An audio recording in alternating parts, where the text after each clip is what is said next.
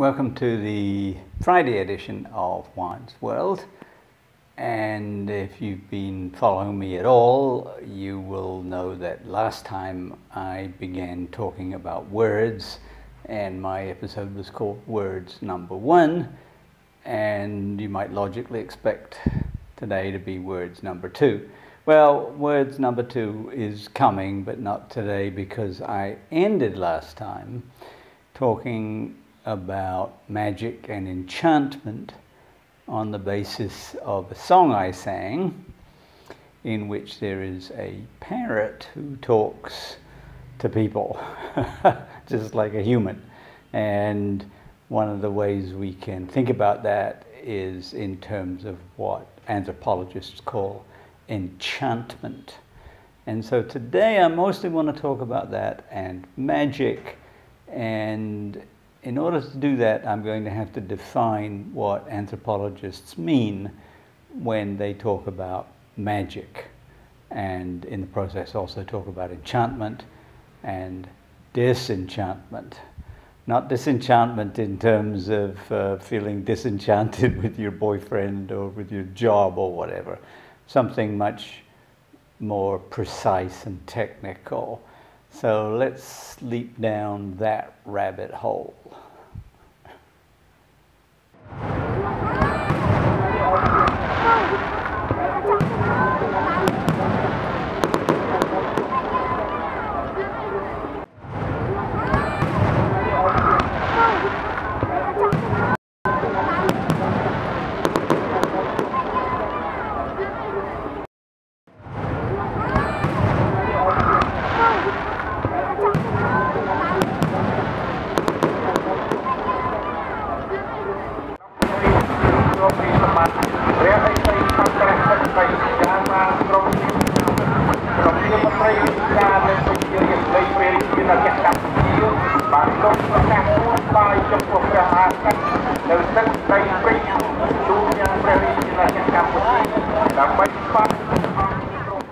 All right, well, down this particular rabbit hole is a big rabbit warren of anthropological vocabulary and theory and whatnot, and I'm going to try to keep things simple, but I may get a little lost.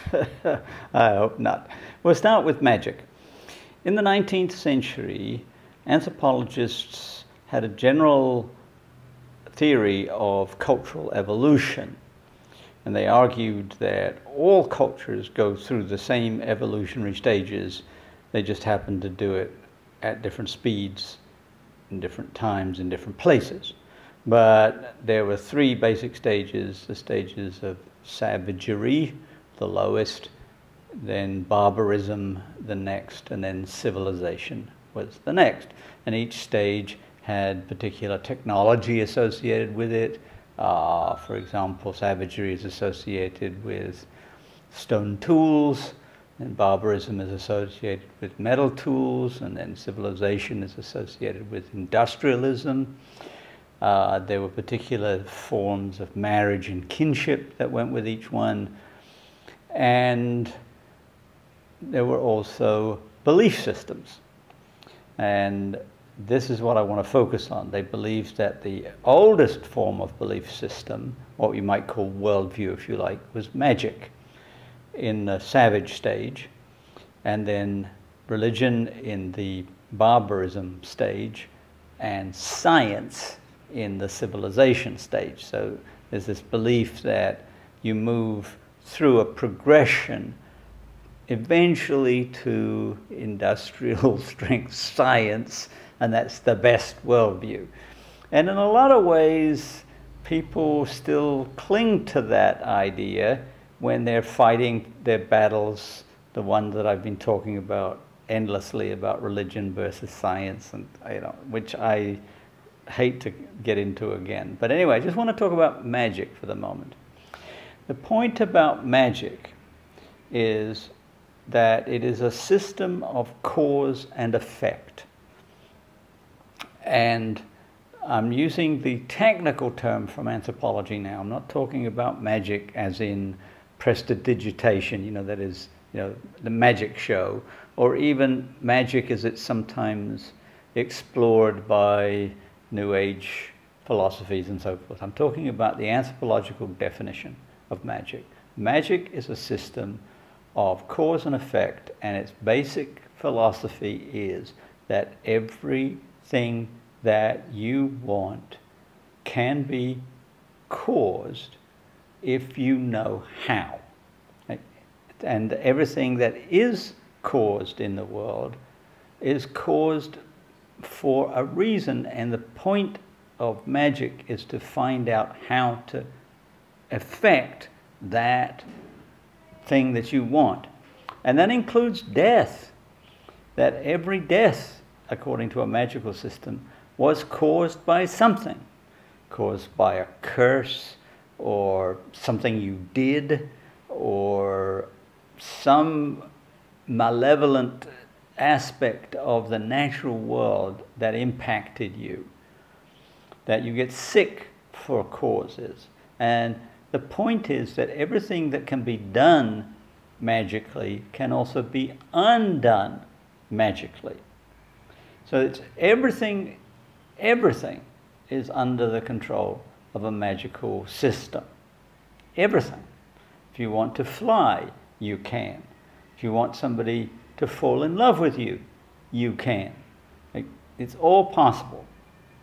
And 19th century anthropologists argued that that is the oldest belief system in the world. Well, we do actually have what we can call magical thinking in the modern world. For example, very common superstition. A superstition is another word for magic in the modern world, that if you break a mirror, you will have 7 years bad luck. You may believe that or you may not, but that's a magical belief. And there are reasons why we might believe it, one of them having to do with the idea that if you shatter a mirror, you're actually shattering yourself in some respect, because your image is captured in that mirror. And what very few people know is that if you break a mirror, you can avoid the 7 years of bad luck by doing a counter spell. One of them involves taking the broken pieces of the mirror and throwing them in flowing water. It's kind of the opposite of a mirror, like a still lake is a mirror. Moving water does not reflect your image, and you cast it in there, say a spell, and then you are relieved. Okay, so now magic has become very, very popular in the contemporary world via people like J.K. Rowling and the Harry Potter stories, but also there are magical traditions that go back into the 19th century, probably not much earlier than that, even though they think they're older. And one of the primary questions that anthropology has been asking for a long time is why people believe in magic. That is, if there's no scientific reason for having bad luck because you've broken a mirror, why would you think that? Why would you have that superstition? Why don't you want to walk under a ladder? And of course, we can have naturalistic explanations. Say, oh, you don't want to walk under a ladder because something might fall on you. Or there are sometimes fake reasons, like it's a reminder of the ladder up to the gallows where people were hanged, and all kinds of stuff like that. Okay, well, I'm not really interested in that at all. I am interested in why magic continues to be popular. And there are many different answers to that question.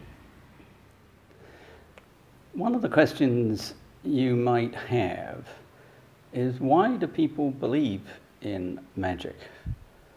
And one of the answers that anthropologists have given is that magic works.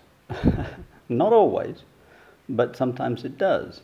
And the reasons for believing that it works are a little bit complicated, and they end up being more scientific than magical, but let me explain by way of an academic paper written by George Gmelch called Baseball Magic. He was fascinated by the fact that baseball players are riddled with superstition.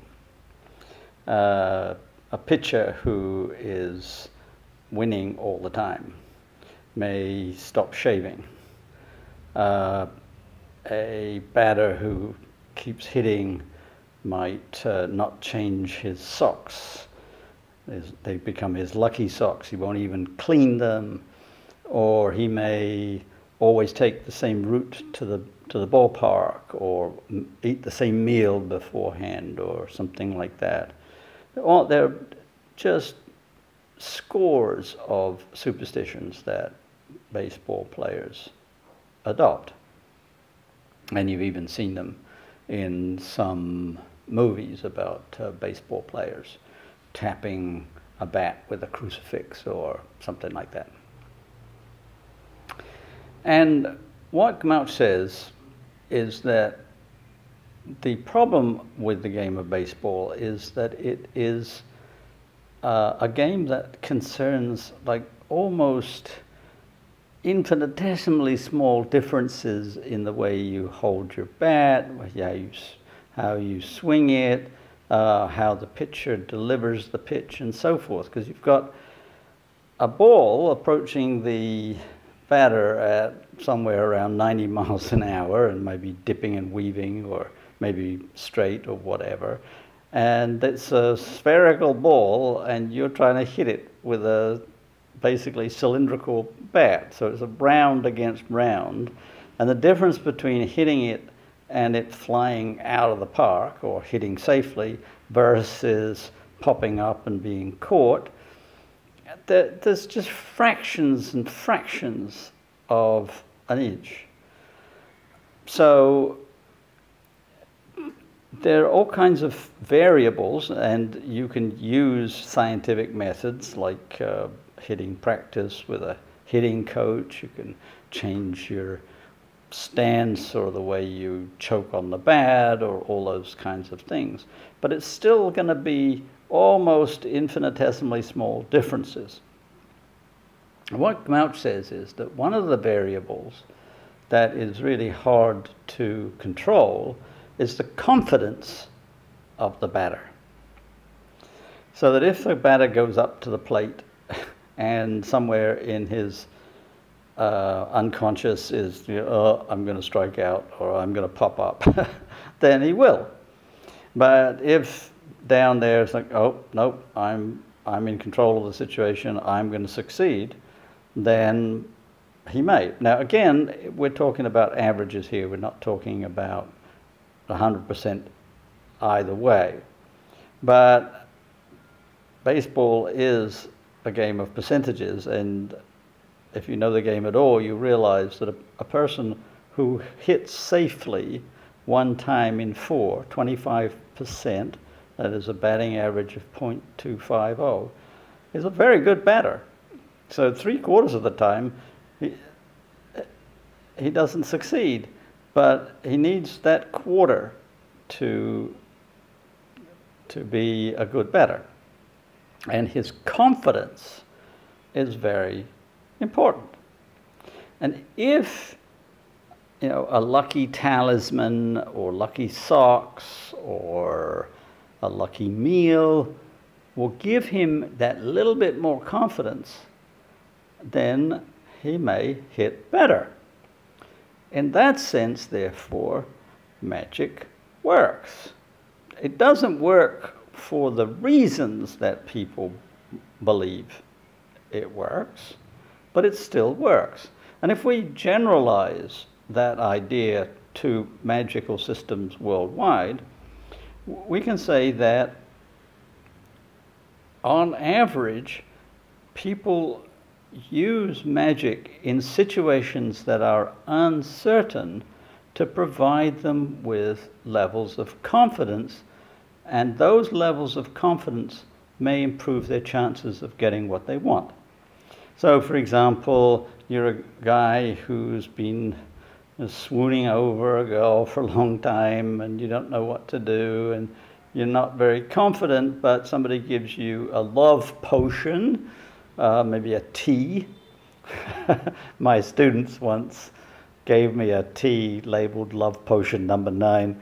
I'm not sure why they thought I needed it, because I was happily married at the time. Anyway, so Love Potion number 9, you give it to your girlfriend, you sit down, you have a cup of tea, and maybe that tea gives you just a little bit more confidence to talk to her in ways that appeal to her, because she doesn't like dithering, shy guys, but she likes guys with confidence, and if you've got the confidence of the tea at your back, then you may succeed. So that's one whole area of the analysis of magic that I think is very strong, although not in any sense the only analysis possible. Now, people use magic, and this analysis goes all the way back to Bronislaw Malinowski at the beginning of the 20th century, that magic is always employed in situations where the outcome is uncertain. Don't use magic when you know what you're doing. You use it when things are precarious, and that's because you need an extra boost to your confidence, because you otherwise don't have it. All right, that's one whole big area that I tend to agree with on the whole. But it's not the only part of the analysis.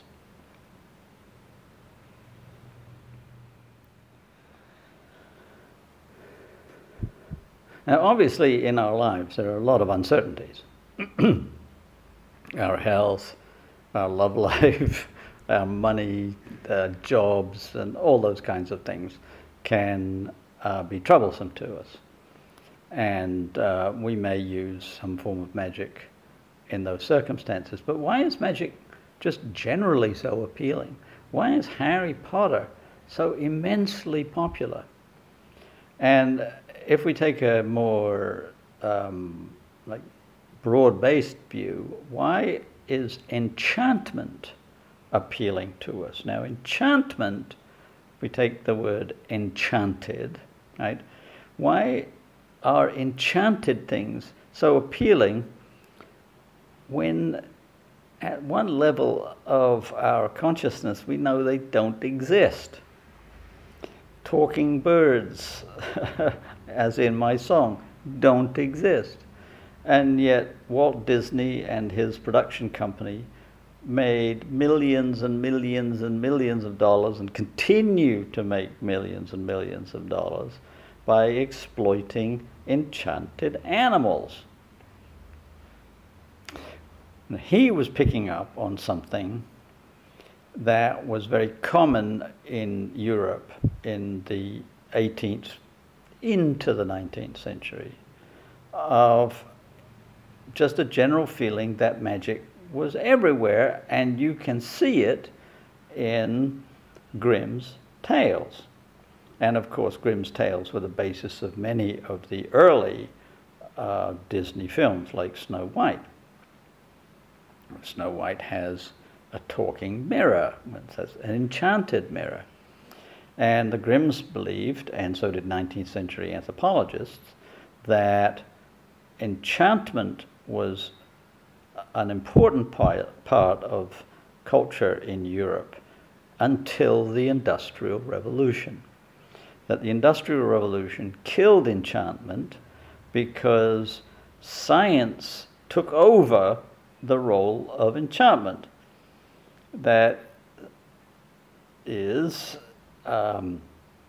instead of talking mirrors, you had steam power, factories, what have you, that could do things, amazing things. We eventually learned how to fly, certainly learned how to speed faster than a horse, and so on and so forth. All of those things became possible because of science, not because of enchantment. And this led to what Max Weber called the disenchantment of the West. That is, that we lost our love of enchanted things, fantasies, if you like, because science took their place. So my question is the million-dollar question. Why isn't science enough? Why do we still cling to Harry Potter or Superman or any of the fantasy creatures and beings that have been invented in the 20th and 21st centuries? Why are they colossally important to this day when we know full well that they don't exist? What's going on? Well, maybe I'll leave that as my cliffhanger for this week and pursue it next time. And meanwhile, please tell your friends, like and subscribe, and I'll pick up Enchantment next time.